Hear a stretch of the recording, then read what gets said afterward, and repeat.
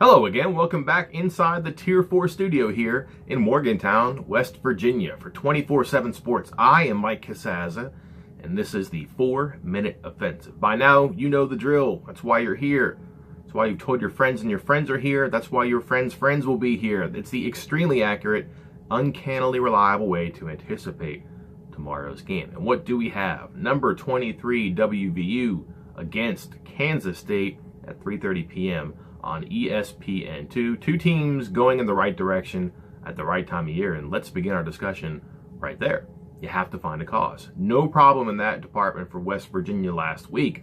A soft roster was challenged to be tougher, to play more physical by the coaching staff, and the Mountaineers answered the challenge. A determined, physical, tough, resilient performance, exactly what was needed to beat Iowa State and to get that elusive win against a top 15 program. Can you issue the same challenge and get the same response again? Perhaps. You certainly can't practice this week the way the team practiced last week. Hard to do that a couple of weeks in a row, especially at the end of the season. But also, can you tell your team that's soft and that it needs to be physical and tough like it hasn't been if it just met the same challenge previously? I wonder about that. Got to find a way to motivate, because Kansas State, motivation comes easy. Back-to-back wins following a 3-game losing streak. 1 win away from bowl eligibility. At home, 38 straight sellouts. Not hard to get up for this one, especially when the other team is ranked, and you could put a wrinkle in their season. Number 2, you have to buck a trend. The numbers about Kansas State's program are pretty significant and kind of defines the style with which the Wildcats play. For example, Bill Snyder's team, 177-11 when it leads at halftime. 151-26 when it scores first. The reason being, they get ahead in either capacity, don't make the mistakes, doesn't slip up and let the opponent come back into a game. Otherwise important, how about this? 80% of the time, pretty much, a non-offensive touchdown, whether on defense or special teams, Kansas State's going to win that game.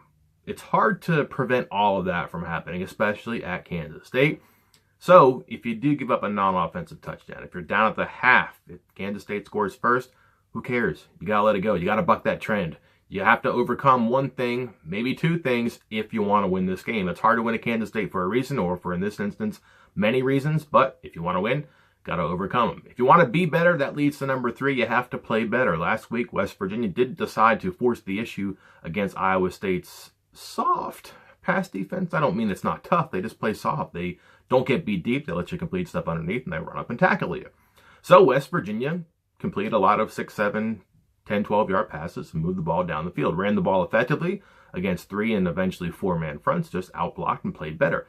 That's what the offensive staff decided had to be done, and that's what's worked. But if we're being honest, the big plays were the splashy pass plays from Will Grier to Karan White, especially.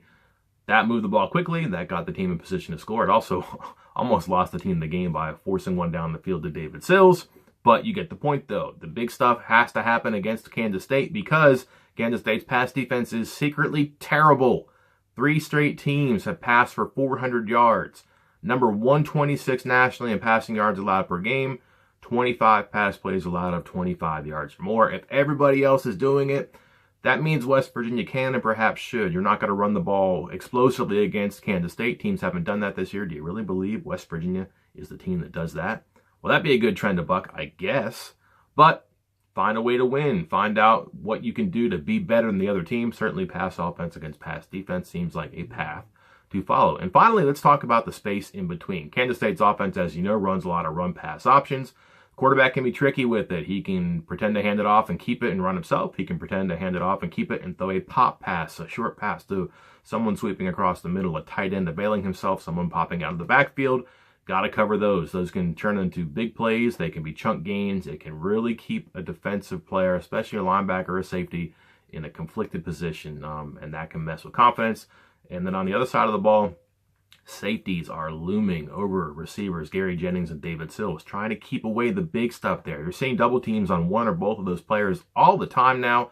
You can't double team everybody, so maybe you take your shots to Marcus Sims or Karan White, but if you're going to have safety staying back, that's going to create space underneath, crossing patterns, slants, post. The space in between, short and deep, is there if West Virginia can find it. That's it for this time. I will see you next time for 24/7 Sports.